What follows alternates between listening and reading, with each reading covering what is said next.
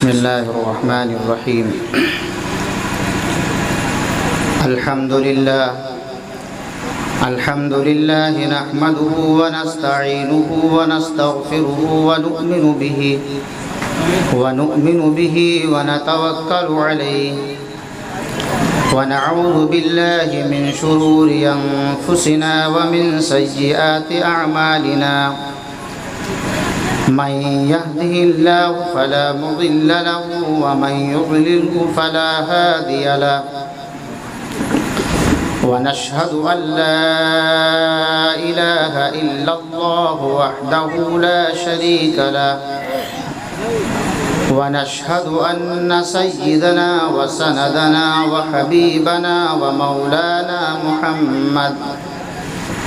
محمدا عبده ورسوله، وصلى الله تعالى عليه وعلى آله وأصحابه وبارك وسلم تسليما كثيرا كثيرا.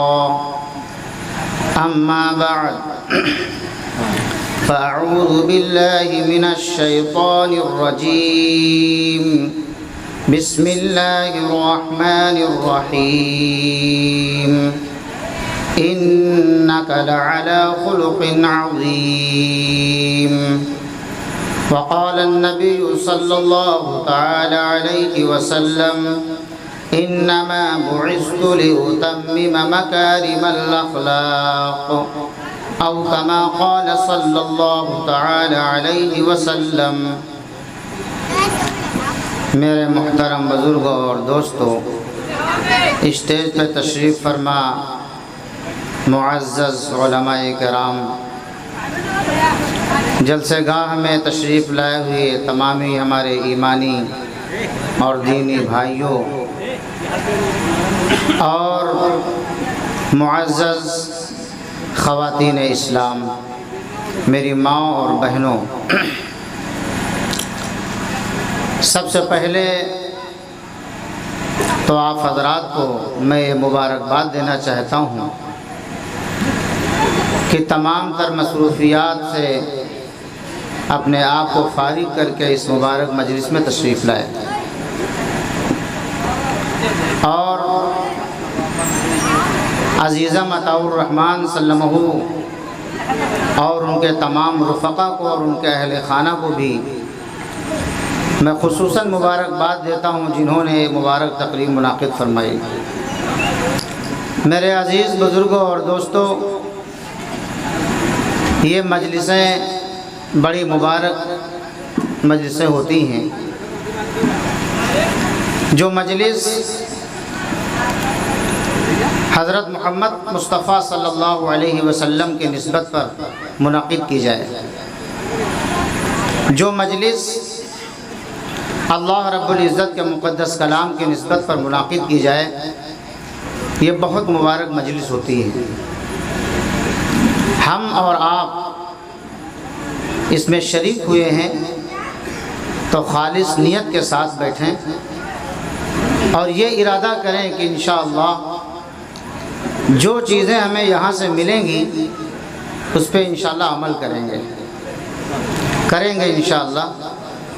اگر عمل کا ارادہ ہے تو ہمارا اور آپ کا آنا اور مل کر بیٹھنا اور حضرات علماء کرام کی باتوں کو سننا اور ان کا دیدار کرنا، یہ سب ہمارے اور آپ کے لیے نجات کا ذریعہ ہے.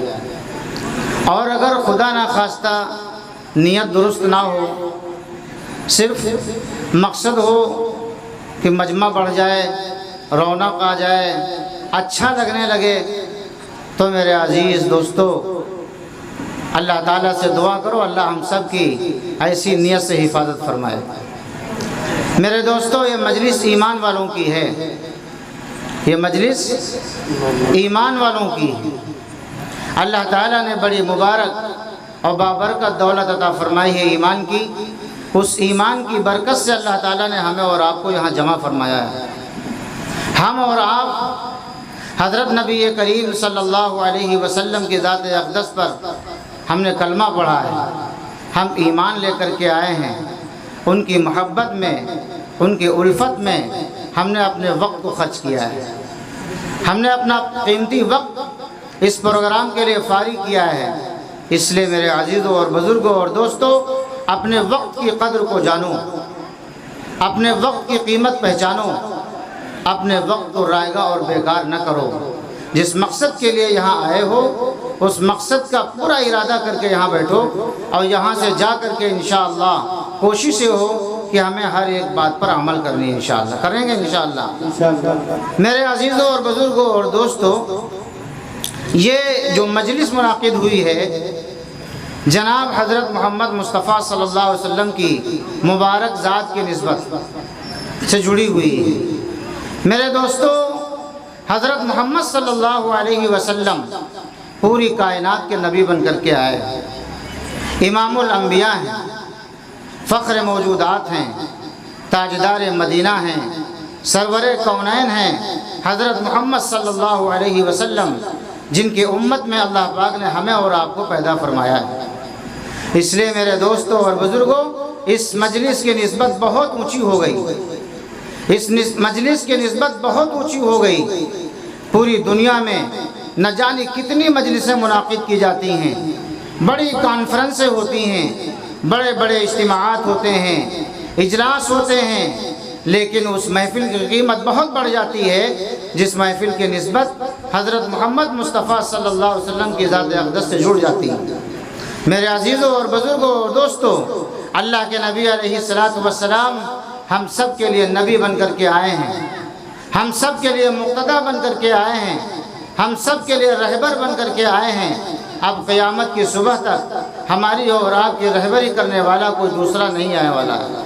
ہمارے پیغمبر آخری پیغمبر ہیں، جو شریعت اللہ نے عطا فرمائی آپ علیہ الصلوۃ والسلام کو وہ آخری شریعت ہے۔ جو کتاب اللہ نے عطا فرمائی اپنے حبیب علیہ الصلوۃ والسلام کو وہ کتاب آخری ہے۔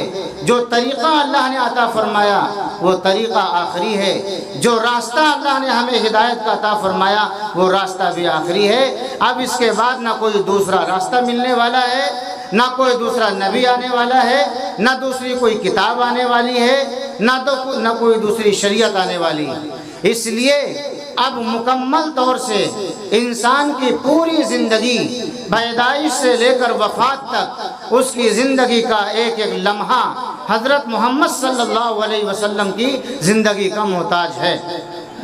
اب انسان کی زندگی کے جس پہلو میں آقا علیہ الصلوۃ والسلام کی زندگی پائی جائے گی، انسان کی زندگی کے جس عمل میں نبی کا عمل پایا جائے گا، انسان کا وہ عمل اللہ کے یہاں قابل قبول ہوگا۔ میرے عزیز دوستو، نبی علیہ الصلوۃ والسلام کی زندگی کے بے شمار پہلو ہیں۔ آپ کی پیدائش ہے، آپ کا بچپنا ہے، آپ کی جوانی ہے، نبوت سے پہلے کی زندگی ہے، نبوت کے بعد کی زندگی ہے، قبل ہجرت زندگی ہے، بعد ہجرت زندگی ہے، مکے کا قیام ہے، مدینے کا قیام ہے۔ نبی کے زندگی کے کس کس پہلو پہ خطیب بیان کرے، مقرر بیان کرے، واعظ بیان کرے، نہیں سمیٹ سکتا۔ کیوں؟ میں ایک واقعے کو بیان کروں، اس سے آپ اندازہ لگائیں۔ ایک صحابی رسول ہیں حضرت سعد بن ہشام رضی اللہ تعالیٰ عنہ، تشریف لائے امی جان حضرت عائشہ صدیقہ رضی اللہ تعالیٰ عنہ کی خدمت میں، اور فرمانے لگے، اے امی جان، آپ یہ بتائیں کہ نبی علیہ الصلوۃ والسلام کے اخلاق کیا ہیں، نبی علیہ الصلوۃ والسلام کی زندگی کیا ہے۔ حضرت امی جان نے فرمایا، کیا تم نے قرآن نہیں پڑھا؟ کیا تم نے قرآن نہیں پڑھا؟ انہوں نے فرمایا کہ ہاں میں نے قرآن پڑھا ہے۔ امی جان نے فرمایا، کان خلقہ القرآن، پورا قرآن کریم میرے محبوب کی زندگی ہے۔ الف لام میم سے شروع کرو، سورہ فاتحہ سے شروع کرو سورہ ناس تک، پورا قرآن پڑھتے چلے جاؤ۔ قرآن کریم کا ایک ایک حرف نبی علیہ الصلوۃ والسلام کی زندگی کو بیان کرتا ہے، نبی کے اخلاق کو بیان کرتا ہے، زندگی کے ایک ایک عمل کو بیان کرتا ہے۔ قرآن پڑھو، نبی کی زندگی سمجھ میں آ جائے گی۔ اس سے یہ معلوم ہوا کہ قرآن کریم کتنے عرصے میں نازل ہوا؟ تقریباً 23 سال میں اترا ہے۔ میرے نبی کی محبوب زندگی کو بیان کرنے پر جب اللہ رب العزت کی ذات آئی تو بیان کرنے میں 23 سال لگ گئے۔ جو رب ذوالجلال ہے، جو خالق کائنات ہے، جو پورے جہان کو پیدا کرنے والا ہے، جب اس نے اپنے پیغمبر کی زندگی کو بیان کرنے کا ارادہ فرمایا، جب اس نے اپنے محبوب کے اخلاق کو بیان کرنا چاہا، جب رب نے اپنے حبیب کی زندگی کو بیان کرنا چاہا، تو کتنے سالوں میں بیان ہو رہا ہے؟ قرآن 23 سال میں اتر رہا ہے، نبی کی زندگی 23 سال میں بیان کی جا رہی ہے، رب بیان کر رہا ہے، 23 سال لگ رہے ہیں۔ ایک ادنا انسان 1 گھنٹے میں، 1 رات میں، 1 مہینے میں، 1 سال میں نبی کی زندگی بیان کر دے، یہ نہیں ہو سکتا ہے، یہ نہیں ہو سکتا ہے۔ میرے عزیزو، میری نبی کی زندگی کا ایک جو ہے شعبہ، میری نبی کی زندگی کا ایک گوشہ ایک مکمل تفصیل لگتا ہے۔ نہ جانے کتنے خطیب آئے، کتنے جو ہے قلم کے ماہر آئے، اور انہوں نے قلم اٹھایا اور نبی کی زندگی کو بیان کرنے چاہا اور بیان کیا، لیکن آخر میں انہوں نے کہا کہ قلم میرا قاصر، زباں میری عاجز، محمد کی عظمت بتاؤں میں کیسے، وہ ہے محبوب رب امام الرسل، وہ فضائل مکمل سناؤں میں کیسے۔ نبی کی زندگی 1 رات میں نہیں بیان ہو سکتی۔ نبی کے اخلاق کیا ہیں، نبی کے زندگی کے پہلو کتنے ہیں، آدمی اس کا احاطہ نہیں کر سکتا ہے۔ لیکن وقت کی نزاکت کو محسوس کرتے ہوئے ایک آدمی خدمت میں حاضر ہوتا ہے، اپنے اعتبار سے کوشش کرتا ہے کہ نبی علیہ السلام کے زندگی کے کسی ایک پہلو کو، آپ کے زندگی کے کسی ایک شعبے کو آپ کے سامنے پیش کر دیا جائے، ہو سکتا ہے ہمارے اور آپ کے لیے نجات کا ذریعہ ہو جائے، اس پہ عمل ہو جائے، اللہ ہماری نجات فرما دے۔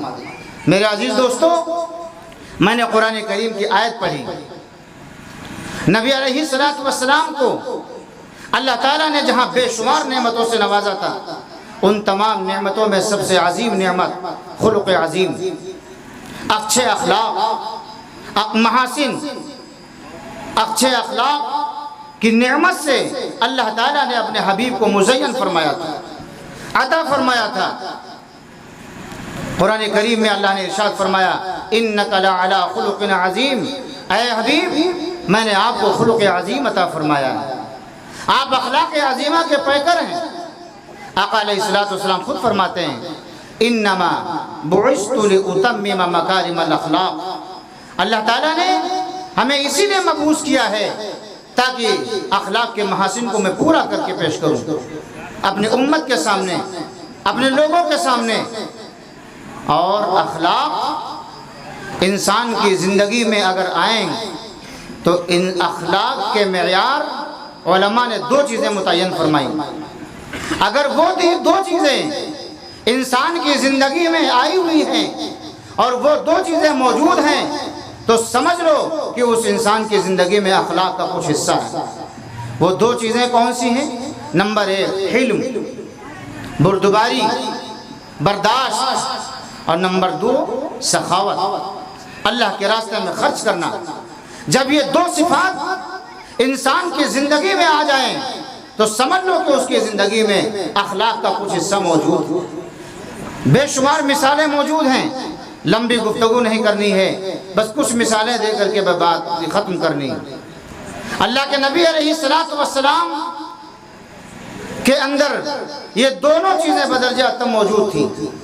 اللہ تعالیٰ نے اپنے حبیب علیہ السلام کو دعوت و تبلیغ کے لائن سے جو آپ کو تکلیفیں پہنچنی ہوتی، آپ کو جو مصیبتیں پہنچی، جو آپ کو آلام پہنچے، جو مکے کے لوگوں نے آپ کو تکلیفیں پہنچائیں، ان تمام دعوت و تبلیغ میں سب سے زیادہ جو اہم کردار ہوتا ہے وہ اخلاق کا ہوتا ہے، اور اخلاق کے اندر حلم سب سے زیادہ اہم کردار ادا کرتا ہے۔ اللہ تعالیٰ نے اپنے حبیب علیہ السلام کو حلم کی دولت سے نوازا تھا، بردباری عطا فرمائی تھی، طاقت ہونے کے باوجود غصے کے اوپر اپنے آپ کو کنٹرول کر لینا اور برداشت کر لینا، یہ صفت اللہ پاک نے اپنے حبیب علیہ السلام کو عطا فرمائی تھی۔ ایک مرتبہ اللہ کے نبی علیہ السلام حرم کی طرف جا رہے تھے، ایک مرتبہ آپ علیہ السلام حرم کی طرف تشریف لے جا رہے تھے، دیکھا کہ ابو جہل اپنی پوری مجلس لگائے ہوئے اور اس کے ہمنوا، اس کے ماننے والے چاروں طرف اس کو گھیرے ہوئے بیٹھے ہیں۔ آقا علیہ السلام کو تو جس مقصد کے لیے اور جس کام کے لیے اللہ نے مبعوث فرمایا تھا، آپ کو تو ہر وقت اس کی دھن اور اس کی فکر لاحق رہتی تھی۔ آپ نکلے، دیکھا کہ ابو جہل بیٹھا ہوا ہے، اس کے ملنے جلنے والے لوگ بیٹھے ہیں، مجلس گرم ہے، موقع غنیمت ہے، نہ ہو تو لاؤ چچا ابو جہل کو ایمان کی دعوت دے دیں، دعوت دے دیں ایمان کی۔ آپ علیہ السلام تشریف لے گئے اور انہوں نے ابو جہل کو اسلام کی اور ایمان کی دعوت دی۔ ابو جہل دیش میں آیا، غصے میں آ گیا، برا بھلا کہنا شروع کر دیا، اور صرف اسی پہ بس نہیں کیا بلکہ آپ کے اوپر تشدد بھی کیا، جس کی وجہ سے آپ کا سر مبارک زخمی بھی ہو گیا۔ آپ بڑے کبیدہ خاطر، بڑے رنجیدہ وہاں سے واپس آئے، اپنے گھر تشریف لے آئے، لیکن حضرت حمزہ رضی اللہ تعالیٰ عنہ بھی ایمان نہیں لائے تھے۔ ان کی ایک باندی تھی، وہ بہت دور سے کھڑی یہ ماجرا دیکھ رہی تھی جو ابو جہل نبی کریم صلی اللہ علیہ وسلم کے ساتھ سلوک کر رہا تھا۔ انہوں نے جا کر کے حضرت حمزہ رضی اللہ تعالیٰ عنہ کے اہلیہ سے فرمایا کہ دیکھو تمہارے بھتیجے کے ساتھ ابو جہل کیا کیا کر رہا ہے، کیسے برے سلوک کر رہا ہے، گالیاں دے رہا ہے، برا بھلا کہہ رہا ہے، تشدد کر رہا ہے، پریشان کر رہا ہے، دیکھا نہیں گیا۔ اور وہ آنکھوں میں آنسو بھرے ہوئے اپنے گھر کو واپس چلے گئے۔ یہ ماجرا جب حضرت حمزہ رضی اللہ تعالیٰ عنہ گھر تشریف لائے تو ان کی اہلیہ نے کہا کہ دیکھو بھتیجے کے ساتھ یہ معاملہ ہوا ہے۔ حرم میں ابو جہل اپنے تمام ماننے والوں کے ساتھ بیٹھا ہوا تھا اور تیرے بھتیجے نے انہیں ایمان کی دعوت دی، ابو جہل نے تیرے بھتیجے کے ساتھ یہ معاملہ کیا ہے۔ ابو جہل جو ہے حضرت حمزہ نے جب سنا تو غصے میں آ گئے اور تیش میں آئے اور کمان اٹھایا اور گھر سے دوڑے اور حرم پہنچے، اور وہاں جہاں ابو جہل بیٹھا ہوا تھا حضرت حمزہ نے جا کر فوراً یہ کہا، اے ابو جہل ملعون، اے مردود، تو نے میرے لاوارث بھتیجے کو پریشان کیا ہے، جو یتیم ہے، جس کے باپ نہیں ہے، تو نے میرے بھتیجے کو لاوارث سمجھ رکھا ہے، تو نے میرے بھتیجے کو پریشان کیا ہے، تو نے تشدد کیا ہے۔ اتنا کہہ کر کے حضرت حمزہ رضی اللہ تعالیٰ عنہ نے ابو جہل کے گردن پہ کمان ماری، جس کی وجہ سے اس کے سر میں چوٹ آئی، اور اس کے بعد حضرت حمزہ واپس گھر نہیں گئے، وہاں سے دوڑتے ہوئے نبی علیہ السلام کی خدمت میں تشریف آئے، دیکھا کہ پیغمبر اسلام حضرت محمد مصطفیٰ صلی اللہ علیہ وسلم کی آنکھوں میں آنسو بھرے ہوئے ہیں۔ آقا علیہ السلام کی نظر جب چچا حمزہ کے اوپر پڑی تو اشک جھلکنے لگے، آنکھوں سے آنسو بہنے لگے، اور آقا علیہ السلام نے فرمایا، اے میرے چچا میں کیا کروں، جب میری آنکھ کھلی، جب میں دنیا میں آیا تو میں یتیم تھا، میرے آنے سے پہلے میرے باپ کا سایہ اٹھ چکا تھا، جب میں ذرا سا بڑا ہوا تو میری ماں کا سایہ مجھ پر سے اٹھ گیا، اور جب میں سن شعور کو پہنچا تو میرے دادا بھی جو ہے مجھ سے جدا ہو کے چلے گئے۔ آج یہ عالم ہے کہ جو مجھے امیر و صادق کہنے والے تھے، جو آج مجھ سے محبت کرنے والے تھے، جو آج مجھے اپنی جان سے بھی زیادہ چاہنے والے تھے، آج وہ میرے خون کے پیاسے ہو گئے۔ چچا میں کیا کروں، نبی کے آنکھوں سے آنسو جاری ہیں۔ چچا کے سامنے آقا علیہ السلام نے جب یہ باتیں عرض کی، حضرت حمزہ نے فرمایا، اے میرے بھتیجے سنو، میں نے تیرا بدلہ لے لیا ہے، میں گیا اور اب جو ہے ابو جہل کے سر پہ کمان ماری ہے اور اس کے سر کو زخمی کر کے چلا آیا ہوں، بدلہ پورا ہو گیا۔ ہائے افسوس، آپ جائیے، قربان جائیے نبی علیہ السلام کی ذات اقدس پر، جس مقصد کو لے کر آپ دنیا میں تشریف لائے، جس مقصد کے تحت اللہ نے نبی محترم علیہ السلام کو اس روئے زمین پر مبعوث فرمایا تھا۔ آقا کیا کہہ رہے ہیں، اے میرے چچا، اے میرے چچا، آپ نے ابو جہل کو مارا ہے، یہ بدلہ نہیں ہے، میں اس بدلے سے راضی نہیں ہوں، میں اس انتقام کو نہیں چاہتا ہوں۔ اللہ نے مجھے پیدا فرمایا، وَمَا أَرْسَلْنَاكَ إِلَّا رَحْمَةً لِلْعَالَمِينَ، اللہ نے پوری کائنات کے لیے رحمت بنا کر بھیجا ہے، مجھے انتقام لینے کے لیے نہیں بھیجا، مجھے بدلہ لینے کے لیے نہیں بھیجا ہے۔ چچا میں آپ کے اس عمل سے قطعاً خوش نہیں ہوں۔ حضرت حمزہ نے فرمایا، بھتیجے بتاؤ کس چیز سے خوش ہو، تم کیا چاہتے ہو؟ اللہ کے نبی علیہ السلام کے دل کی تڑپ تھی، آپ کے دل کے اندر یہ درد تھا، آپ کے دل کے اندر یہ کڑھن تھی۔ اللہ نے ہمیں بھیجا ہے اس لیے تاکہ اس روئے زمین کے ایک ایک چپے چپے پر اللہ کا کلمہ بلند ہو، اس پوری کائنات میں اللہ کا کلمہ بلند ہو۔ جس مقصد کے تحت اللہ نے ہمیں اس روئے زمین پر مبعوث فرمایا، اس میں بھرپور کامیابی ملنی چاہیے۔ مکے کی وادی میں رہنے والا ایک ایک انسان ایک اللہ کو ماننے والا ہو جائے، اللہ کی وحدانیت کا اقرار کرنے والا ہو جائے۔ مکے کی سرزمین پہ جو کفر و ظلم کی تاریکی کی اندھیری میں جو پورا مکہ ڈوبا ہوا ہے، نبی کی یہ کڑھن تھی کہ مکے کی وادی کا رہنے والا ہر ایک فرد بشر، ہر ایک اللہ کا بندہ علم اور ایمان کی روشنی میں آ جائے۔ نبی نے فرمایا چچا میں حمزہ، آپ نے انتقام لیا میرا ابو جہل سے، میں اس انتقام سے خوش نہیں ہوں، میں یہ چاہتا ہوں کہ آپ کفر کی تاریکی سے نکل کر علم اور ایمان کی روشنی میں آ جائیں، آپ ایمان کی روشنی میں آ جائیں۔ حضرت حمزہ نے دیکھا کہ میرے بھتیجے کے جذبات ہیں، اس کا احساس کیا اور فرمایا کہ بھتیجے اگر تمہاری خوشی اسی میں ہے، تمہاری رضا اسی میں ہے تو چلو۔ حمزہ کلمہ پڑھتا ہے اشہد ان لا الہ الا اللہ واشہد انک محمد رسول اللہ صلی اللہ علیہ وسلم۔ حضرت حمزہ ایمان لے آئے، حضرت حمزہ ایمان لے آئے۔ نبی علیہ السلام کا علم، نبی علیہ السلام کا برداشت دیکھو، ابو جہل نے کیسا سلوک کیا، تشدد کیا، سر پہ چوٹ آئی، گالیاں دی۔ نبی انتقام نہیں لے رہے ہیں بلکہ حمزہ سے فرما رہے ہیں چچا میں انتقام کا قائل نہیں ہوں، مجھے اللہ نے انتقام کے لیے نہیں بھیجا ہے۔ یہ ہے دعوت و تبلیغ کا۔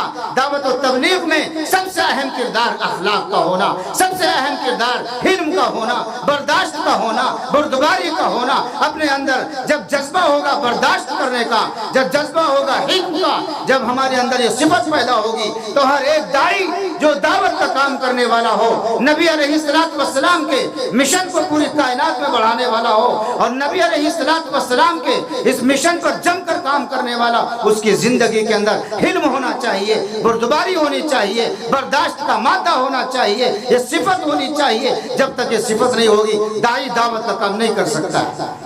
بات سمجھ میں آ رہی ہے؟ اللہ کے نبی علیہ السلام حضرت حمزہ ایمان لے آئے اور نبی علیہ السلام کا جانی دشمن ہے ابو جہل۔ مکے کے اندر ایک نہیں سینکڑوں کی تعداد میں نبی کے دشمن ہیں، لیکن نبی علیہ السلام کو اللہ نے جو اخلاق دے کر کے بھیجا تھا، آپ کے اندر جو اخلاق کریمانہ تھے، ہر ایک دشمن اس کا اعتراف کرتا تھا کہ اگر اخلاق ہے تو محمد کے اندر۔ حضرت ابو جہل نبی کریم صلی اللہ علیہ وسلم کو پریشان کرنے کے لیے ہر وقت کچھ نہ کچھ نئی نئی چیزیں سوچتا رہتا تھا۔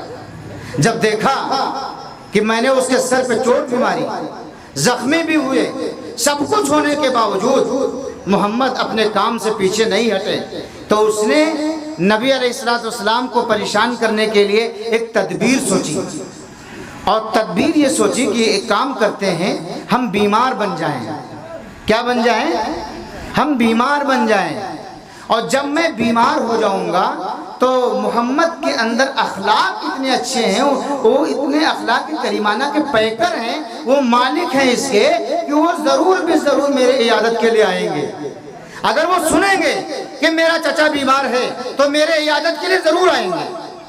تو نہ ہو تو ایک تدبیر کرتے ہیں، بیمار بن کے بیٹھ گیا گھر، چادر وادر لپیٹ کے، اور اپنے گھر کے سامنے ایک کنواں کھدوایا، بہت گہرا کنواں، اور اس کنویں کے اوپر کھجور کی ٹہنیاں ڈلوا دی مضبوط، اور کھجور کی ٹہنیاں ڈلوا کر اس کے اوپر مٹی نرم ڈلوا دی، اور اس کا ارادہ خبیث کا یہ تھا کہ جب محمد میرے عیادت کے لیے آئیں گے الیاذ باللہ تو اسی راستے سے آئیں گے تو اس کنویں میں گر جائیں گے، اس کنویں میں گر جائیں گے۔ تو جو میں نے سوچا ہے میں اپنی سوچ میں کھرا اتر جاؤں گا، یہ سوچا ابو جہل نے۔ اللہ کے نبی علیہ السلام کو خبر پہنچی کہ آپ کے چچا ابو جہل بیمار۔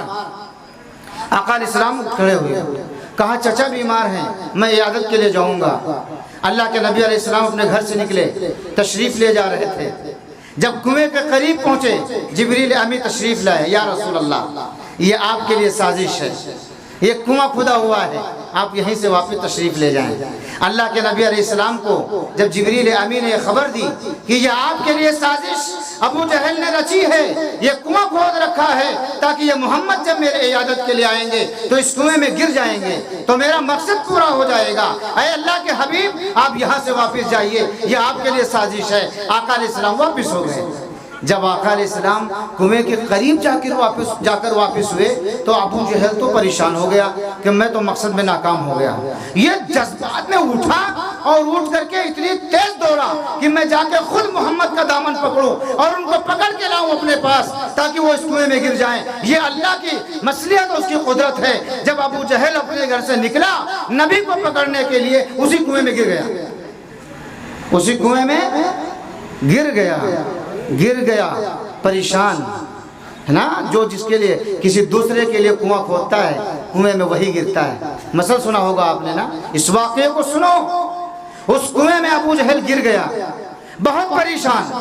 لوگ آئے، رسیاں لائی گئیں، ابو جہل کو نکالنے کے آلات لائے گئے، انتظامات کیے گئے ابو جہل کو نکالنے کے لیے، طرح طرح کے انتظامات۔ علماء لکھتے ہیں جو رسی ڈالی جاتی ابو جہل پکڑتا رسی ٹوٹ جاتی، جو چیز بھی استعمال کی جاتی اس میں وہ کامیاب نہیں ہو پاتا۔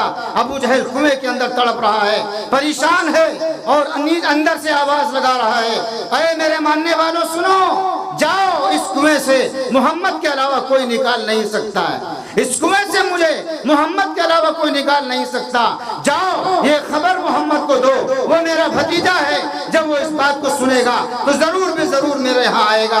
آقا کے پاس لوگ آتے ہیں، کہنے لگے اے آقا ابو جہل کنویں میں گرا ہوا ہے، سارے انتظامات فیل ہو چکے ہیں، کوئی تدبیر کام نہیں آ رہی ہے، ابو جہل کنویں کے اندر پڑا ہے، یا رسول اللہ آپ چلیے، آپ کے علاوہ کوئی نہیں نکال سکتا ہے۔ آقا کھڑے ہو گئے۔ آقا تو اخلاق کریمانہ کے پیکر تھے، آپ جانتے ہیں ابو جہل دشمن اسلام ہے، ابو جہل دشمن نبی ہے، ابو جہل دشمن قرآن ہے، ہر چیز کا دشمن ہے، آقا جانتے ہیں، لیکن اخلاق کے اعلیٰ کردار کو اللہ نے اپنے حبیب کو عطا فرمایا تھا۔ نبی اٹھ کھڑے ہوئے، آئے کنویں کے پاس اور کھڑے ہو گئے، کہنے لگے چچا کیا حال ہے؟ ابو جہل نے کہا اے محمد تیرے علاوہ مجھے اس کنویں سے کوئی نکال نہیں سکتا۔ آقا نے فرمایا کہ سنو چچا میری ایک شرط ہے، میں تمہیں نکال دوں گا۔ کہا کیا شرط ہے؟ کہا میری شرط یہ ہے کہ کیا اگر آپ کنویں سے باہر نکل آئیں گے تو میری بات مان لیں گے؟ آقا نے شرط رکھی، کہا اگر میں تمہیں اس کنویں سے نکال لوں تو کیا تم میری بات مان لو گے؟ ابو جہل نے کہا بالکل، میں کنویں سے باہر نکل آؤں، جو آپ کہیں گے آپ کا حکم مان لوں گا۔ اللہ کے نبی علیہ السلام نے اپنا دست مبارک کنویں کے اندر کیا، ابو جہل کا ہاتھ پکڑا، اوپر نکال لائے۔ علماء لکھتے ہیں کہ اگر اس دن ابو جہل کنواں نہیں تحت الثری میں ہوتا تو یہ دست نبوت وہاں تک پہنچتے اور ابو جہل کو نکال کے لے آتے۔ یہ معجزہ ہے حضرت محمد مصطفیٰ صلی اللہ تعالی علیہ وسلم کا۔ ابو جہل کو نکال کر کنواں کے باہر کیا اور کہا چچا وعدہ پورا کرو۔ ابو جہل نے کہا اے محمد ابھی تک تمہاری جادوگری میں تو مجھے شک تھا، اب کلیئر یقین ہو گیا کہ آپ پکے جادوگر۔ یہ خبیث تھا، یہ مردود تھا، اس کے دل پہ اللہ نے مہر لگا تھی۔ ختم اللہ علی قلوبہم وعلی سمعہم وعلی ابصارہم غشاوہ۔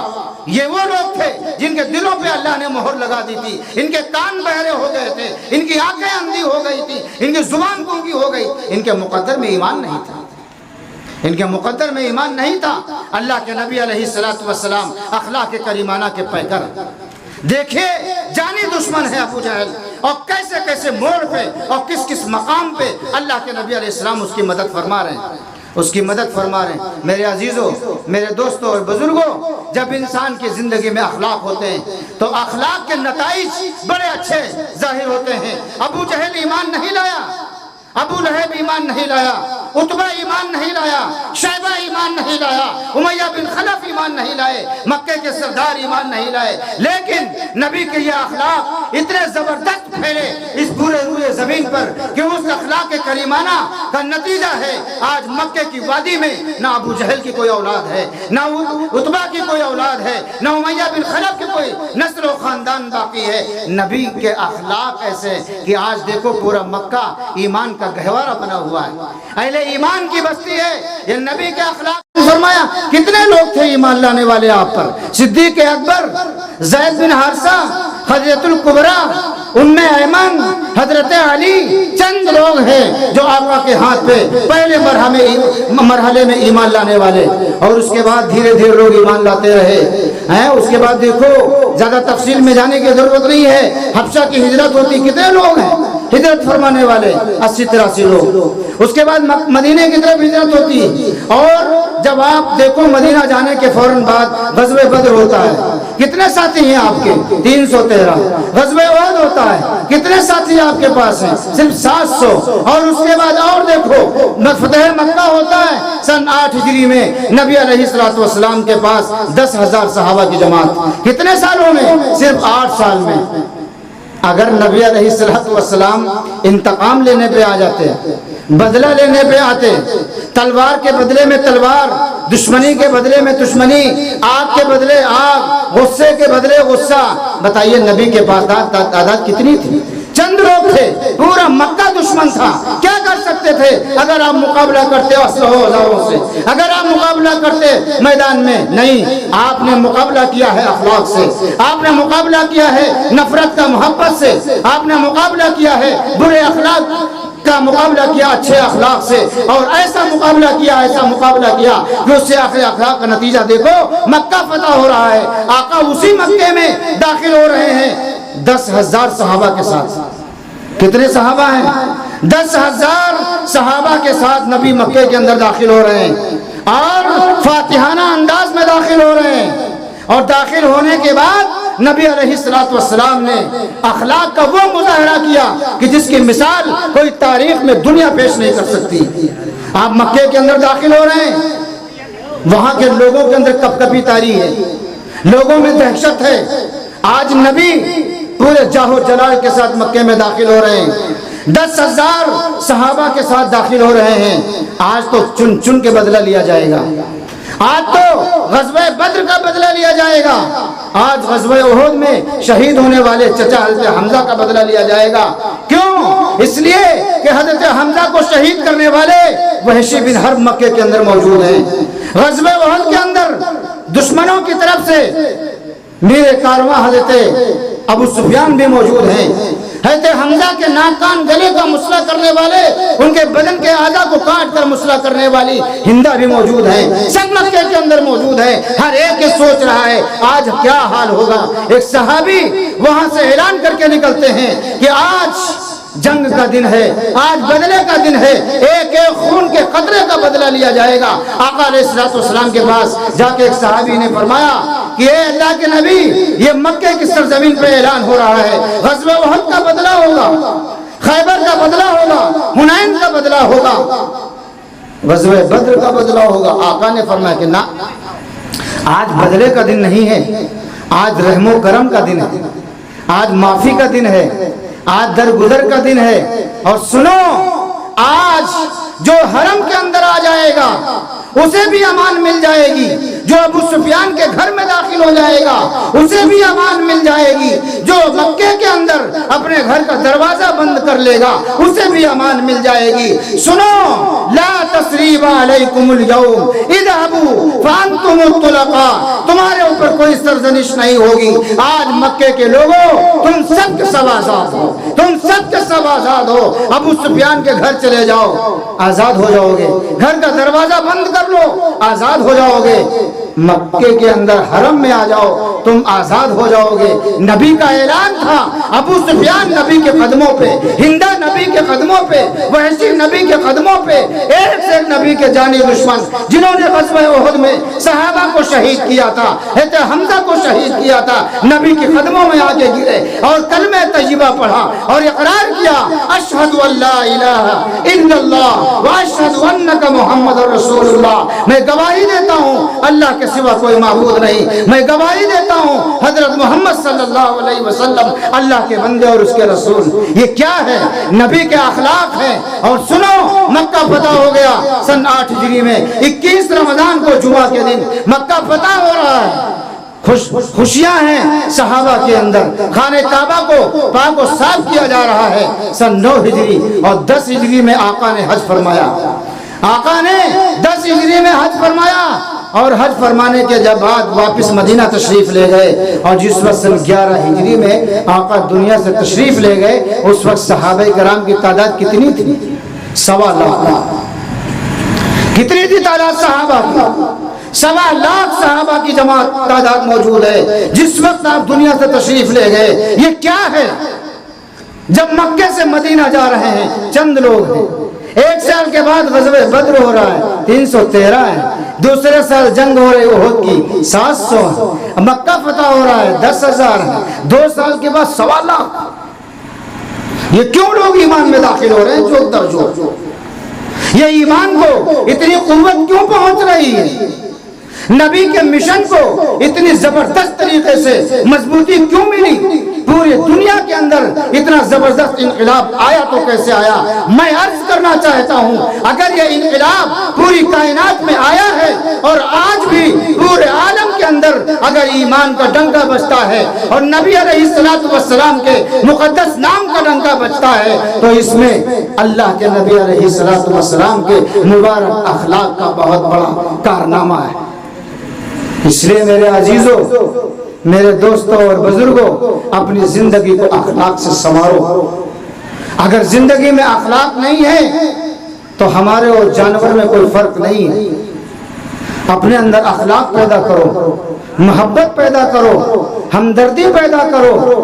انسانیت کی بنیاد پر آقا تو پوری کائنات کے لیے رحمت بنا کر بھیجے گئے تھے۔ آقا پوری کائنات، آسمان ہو یا زمین، چرند ہو یا پرند، دریا ہو یا سمندر، جماعتات و نباتات ہو، کچھ بھی ہو دنیا کے اندر، جگنوں کی چمک سے لے کے سورج کی چمک تک جتنی بھی کائنات میں اللہ کی مخلوق ہے، ہر مخلوق کے لیے اللہ نے اپنے حبیب کو رحمت بنا کر بھیجا۔ ایک ہماری کمزوری کہ ایک بھائی دوسرے بھائی کے لیے رحمت نہیں بن سکتا ہے۔ انسان کے لیے جانور بن چکا ہے، انسان کے لیے درندہ بن چکا ہے، انسان کے لیے ایک بھیڑیا بن چکا ہے اور اس کے خون کا پیاسا ہے۔ اس لیے میرے عزیزوں، اگر آج کے زمانے میں کوئی اسلام پہ انگلی اٹھاتا ہے، کوئی ناپاک آنکھیں نکالتا ہے یا کوئی غلط زبان استعمال کرتا ہے، تو وہ نکالنے والا جتنا قصوروار ہے اس سے زیادہ قصوروار ہم ہیں۔ ہم نے اسلام کی صحیح شبیہ پیش نہیں کی، ہم نے نبی کے اخلاق پیش نہیں کیے، ہم نے اپنے نبی کی زندگی کو اپنی زندگی میں داخل نہیں کیا۔ اس لیے میرے دوستو، اگر ہم چاہتے ہیں کہ ہماری زندگی کامیاب ہو، اگر ہم چاہتے ہیں ہماری آخرت کامیاب ہو، اگر ہم چاہتے ہیں کہ ہم ایمانی تمام تر علامات و نشانات پر قائم رہیں، اگر ہم چاہتے ہیں کہ ایمان و اسلام کی بقا ہو، اگر ہم چاہتے ہیں کہ ہماری نسل ایمان پر باقی رہیں، تو اسلام پر باقی رکھنے کے لیے جو اسلام کے ذرائع ہیں، ان تمام ذرائع پر عمل کرنے کے لیے اور لوگوں کو ان کی طرف لانے کے لیے اخلاق کا سب سے بڑا کردار ہے۔ جب ہمارے اخلاق گندے ہو گئے، جب ہمارے اخلاق برے ہو گئے، ہماری زبانیں کڑوی ہو گئی، ہمارا سلوک ناروا ہو گیا، تو آپ بتائیے کہ کیا آپ کو مضبوطی ملے گی اور کیا مذہب اسلام کو مضبوطی ملے گی؟ آپ نے اس وقت سنا، ابھی ایک تقریر ہوئی تھی اس سے پہلے، ہمارے ایک ساتھی نے کی، ارتداد کا دور بہت پھیل رہا ہے، ارتداد کا دور پھیل رہا ہے۔ اس ارتداد کے دور میں، اس ارتداد کا جو یہ دور پھیلا ہوا ہے، اس میں کہیں نہ کہیں ہمارے برے اخلاق کا بھی اثر ہے، ہمارے اخلاق ذمیمہ کا اثر ہے، ہمارے برے اخلاق کا اثر ہے۔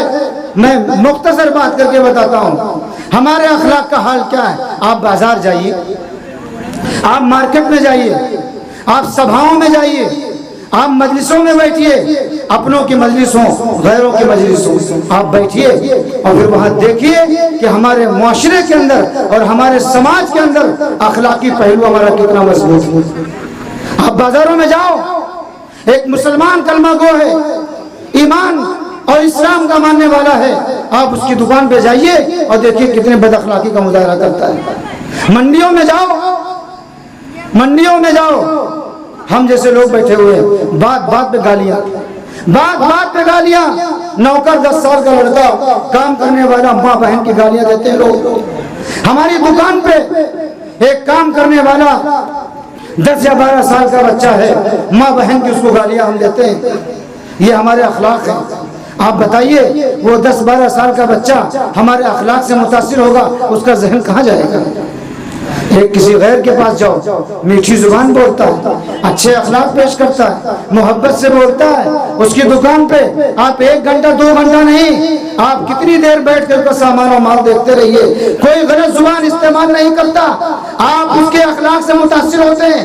آپ اپنے گھر آتے ہیں، اپنے بیوی کے سامنے، اپنے بچوں کے سامنے، اپنی فیملی کے سامنے، اپنے معاشرے کے درمیان، اپنے گھر والے اور خاندان و سماج کے درمیان آپ اسے ایک انسان کی بات کر رہے ہیں جو ایمان والا نہیں، جو اسلام والا نہیں. اس کے اہم خطاب ہونا ہے. آپ حضرات ان کا خطاب سن کر یہاں سے تشریف لے جائیں. تو میں آپ سے یاد کر رہا تھا کہ اخلاق کے 2 پہلو ہیں، ایک حلم ہے، دوسرے سخاوت ہے.